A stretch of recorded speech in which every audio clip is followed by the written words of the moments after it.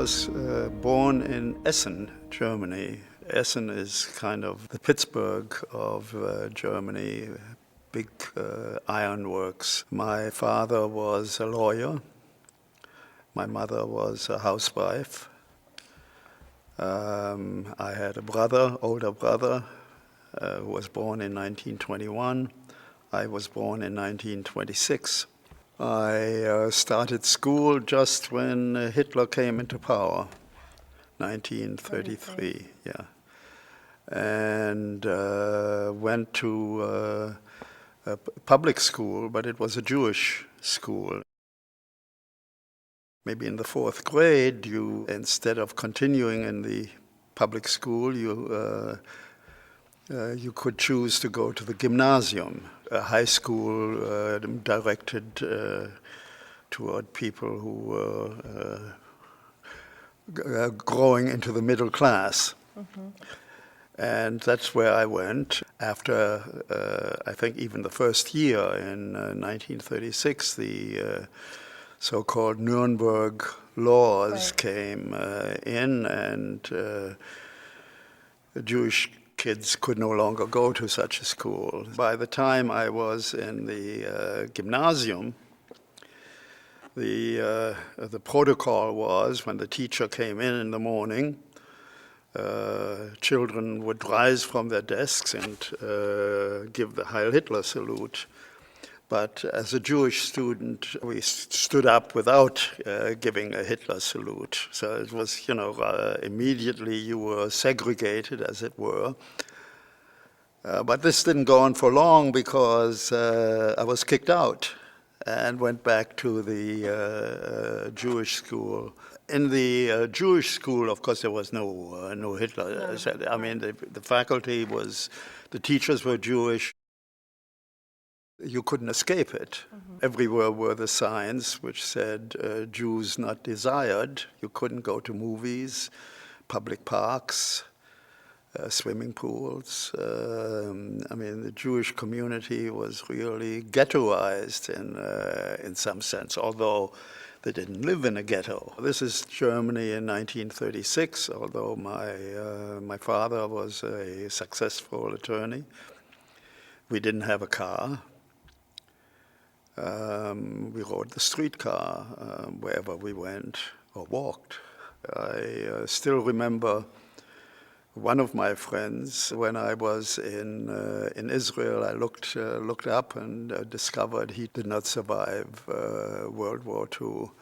This friend was had a father who still had his German military uniform from World War I and was very proud. The father was very proud of his German,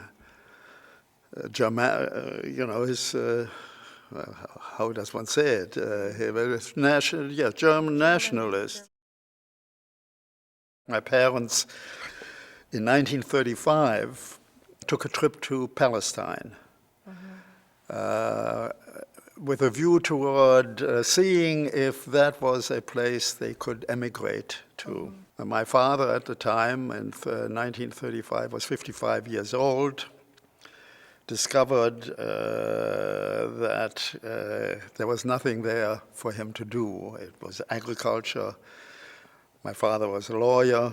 He was not physically strong. He was 5'2". In 1936, my older brother came to Nashville with my father. My father brought him to Nashville to live with his brother, Robert, who was married to a woman who was a native to Nashville. The idea was my father came to America to bring my brother, stayed here for 4 weeks, came back, although the immigration authorities had some doubts whether he really would go back, so they had stopped him in Ellis Island. But he did go back, maybe foolishly. The plan was the following year my mother would come to America to visit my brother. They would alternate from year to year so that the separation would not be complete. But that part of the story never transpired. My mother did not come to America to visit.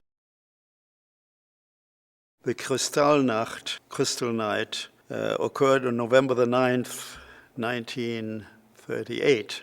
Males were carted off to the concentration camps. My father luckily escaped. He was on the train to Hanover. When he got to Hanover, he called, wanted to come back, and my mother said, no, stay away. In the morning, while he was gone, the Gestapo came into our house, came to my bedroom with my mother, looking for guns and weapons, apparently. And I recall, now as a 12-year-old child, my mother saying, look in there, in that closet, you might find some guns, my child's toys. That took a lot of courage, but they left. Now, I left on the Kindertransport. That, I think, made it clear that things weren't going to get better. So my father was able to arrange through a relative in London to find a family in London that was willing to take me in, a Jewish family. The choo-choo takes off, and I don't recall seeing tears in their eyes. I don't recall crying, but I think I and they were aware that the chances that we might never see each other again was very, very good.